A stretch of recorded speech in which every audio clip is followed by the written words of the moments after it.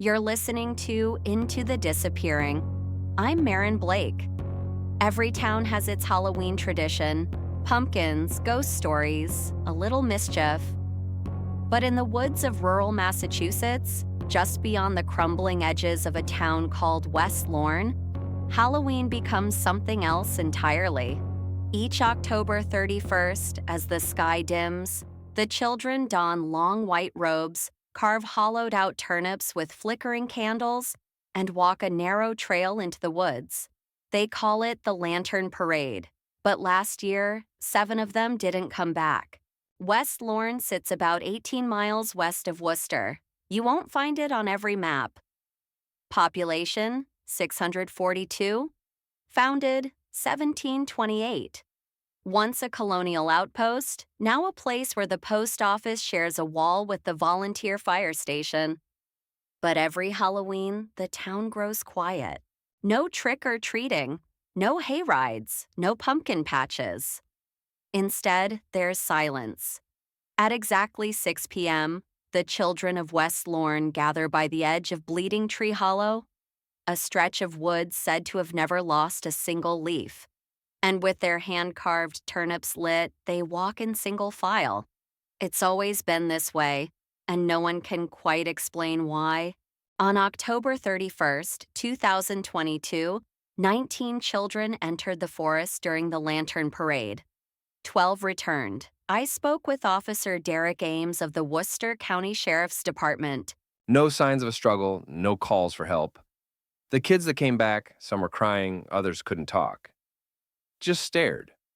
One of them, Maxie Dalton, had scratches down his arms like he'd run through thorns, but there aren't any brambles on that trail. A statewide search followed. Bloodhounds, drones, helicopters, no tracks, no clothing. Only a pile of extinguished turnips near a moss-covered stone they call the marker. 7 names, 7 vanished, no leads. The Lantern Parade isn't new. The oldest mention dates back to an 1804 parish journal entry. We lit the root men and sent them into the trees. The children walked and the woods listened. We gave them names and they stayed quiet, for now.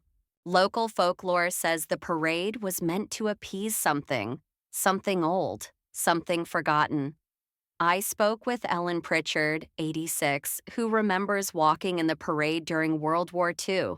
They told us to walk quiet, keep our lights steady, and never stop. No matter what we heard, one year a boy behind me whispered my name, but when I turned around, there was no one there. I obtained a recording from a teenager, Lizzie Carpenter, who snuck into the woods during the 2021 parade. She left her phone on and hidden in her coat. Here's a 14-second excerpt. She was grounded for 3 weeks, but she swears she saw something moving in the trees. Something taller than the trees. Of the 12 who returned, 3 stopped speaking entirely. 1 drew spirals in black crayon for weeks. 1 still wakes screaming every night at exactly 3:33 a.m. Dr. Clarissa Hume, a child psychologist brought in to assist, described a shared delusion. They spoke of the woman under the hill and a house made of candlelight.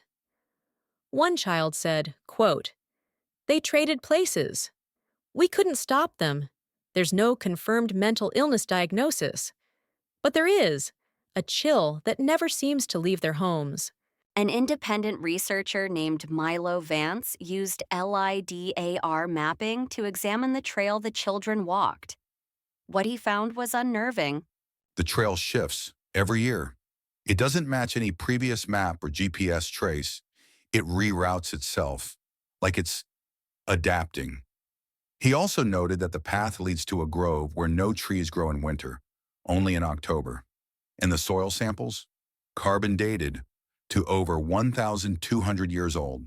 10 days after the parade, one of the missing children, 7-year-old Jonah Bray, reappeared. No shoes, no coat, no injuries, just holding his candleless turnip lantern.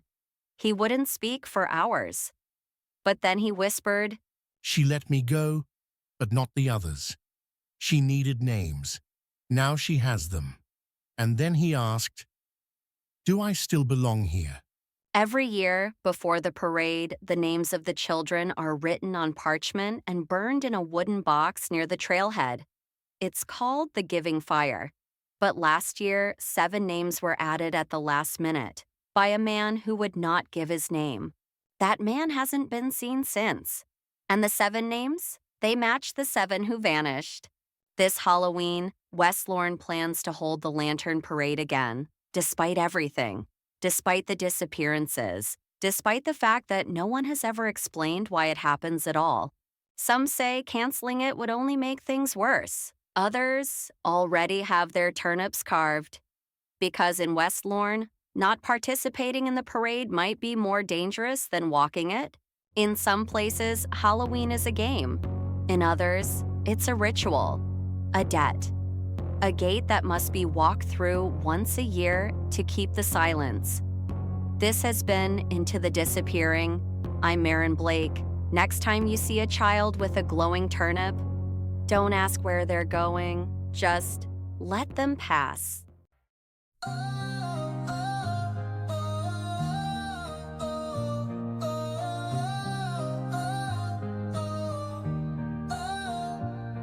When the night gets bright and the stars align, we stir up dreams in cosmic time.